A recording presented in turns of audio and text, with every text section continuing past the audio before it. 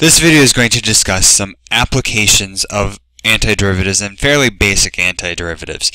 Okay, so in this first scenario, we have an object in free fall experiencing acceleration of negative 9.8 meters per second.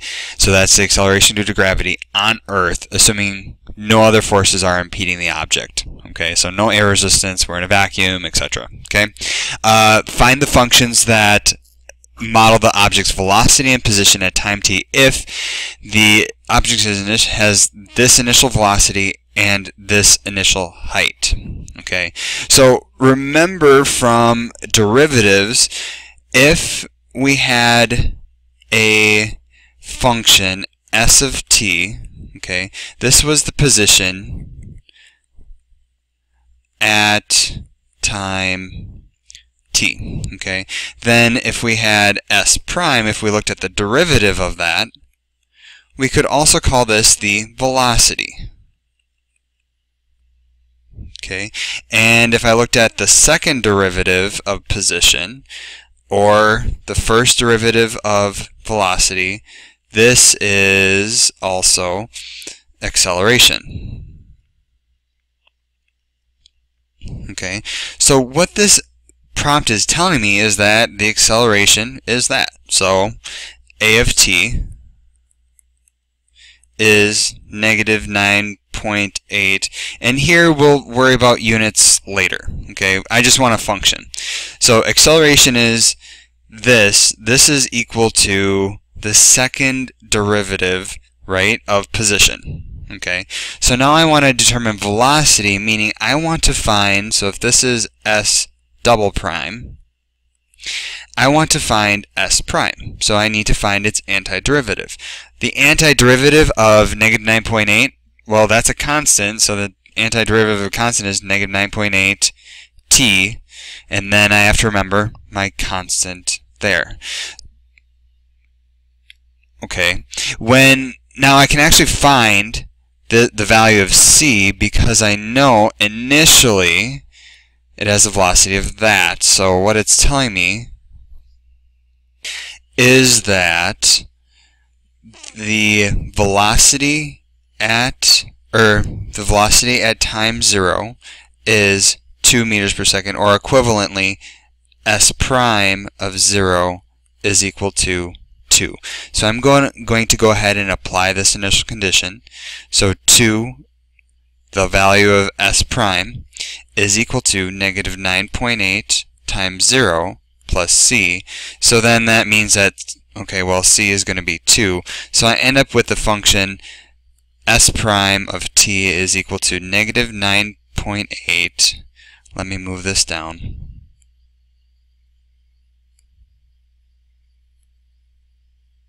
Okay, we'll just rewrite it. So s prime of t is equal to negative 9.8 t plus 2. Okay, then to continue on, so that's my velocity function. Okay, that's one of my answers. For the next answer, I need to find the position function, so I need to find the antiderivative of velocity. So I need to integrate this again. So in terms of using the integral notation, s of t is equal to the integral of negative 9.8 t. Oops, I forgot 2. So 9.8 t plus 2, and then my variable that I'm finding the antiderivative with respect to is t. So going through this process, antiderivative of t is t squared, and I have to divide the constant by 2, and then this would be plus 2t plus c. Okay, and then I have to apply the initial condition. It said that the position initially is 100 meters? Yeah, 100 meters. Okay, so plugging that in, position initially is 100, negative, this ends up being 4.9 times 0 squared plus 2 times 0 plus c. So that means c is going to be 100. So then I end up with a final equation that is s of t is equal to negative 4.9 t squared plus 2t plus 100 for position. Okay, and that would be my answers to this problem.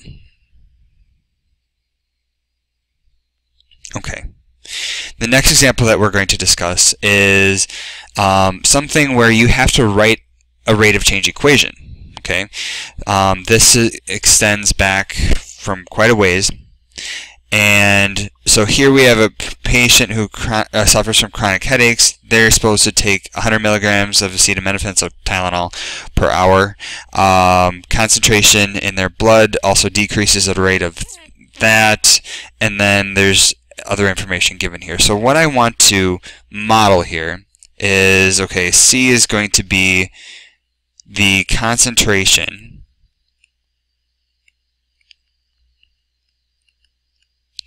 of acetaminophen at time t. Okay, and technically this should be a function of t, so we can write this as c of t. Okay, but from the first two sentences, the information that's given to me is that it's talking about the dynamics of the concentration. So c prime of t, this is equal to, okay, well, they're told to take 100 milligrams per hour, so the concentration would increase by 100. But then it says it also decreases at a rate of that. So it's minus e to the negative 0.25 t. Okay. And what we're being told to find is determine the amount of drug in their blood after 6 hours, right? So I want to find, I'm being asked to find c of 6. Okay. Well, to find c from c prime, I need to find the antiderivative. So c of t is going to equal the antiderivative, or I have to integrate 100 minus e to the negative 0.25 t with respect to time. And finding this antiderivative, I'll leave this up to you to show, but it's going to be 100t e to the negative 0.25 t, and then you have to divide by this, which is equivalent to multiplying by 4. You have to divide, so it's negative divided by a negative 0.25, which ends up being plus 4, and then you have to remember the constant. Okay, and the constant here, you are given the information that they have, initially they have 500 milligrams, so that means C of 0 is equal to 500. Okay, and so I'll let you show this out, but C of t ends up being 100t plus 4e to the negative 0.25 t plus 500. And again, I expect you to pause the video and show that C is indeed 500. And just a correction, I wrote that down wrong. It should be 496. Okay. So again, pause the video and show that out for yourself. And then to answer the question, which we were asked initially, we would have to compute C of 6. And so we go ahead and plug that into a calculator, and we get approximately 1096, and then for units this would be in milligrams. Okay, so that would be the concentration, or the amount of acetaminophen that's in the blood. Okay. Alright, and then the last application that we're going to discuss is, of course, graphing. So here, in this problem, f of x, little f, is pictured here. Okay, so this is little f. Okay, and we want to find big F. Okay, so just a reminder, the relationship is that if we take f of x, capital F of x, differentiate it, we get out little f. Okay, so when we were graphing derivatives, if we wanted to obtain the graph of little f, we would have to graph the slopes of f of x. So really what this is saying is that little f, this is the graph of the slopes of big F. Okay, so in other words, if I were to label the vertical axis, that the label would be slope of big F of x. This is big F. Okay, and I'm also doing it in blue to correspond with the function here. Okay, because the original big F of x, that's going to have a different label. Okay, so in essence, the y value here, the other way we can interpret this is that in little f of x, y value is slope of big F of x.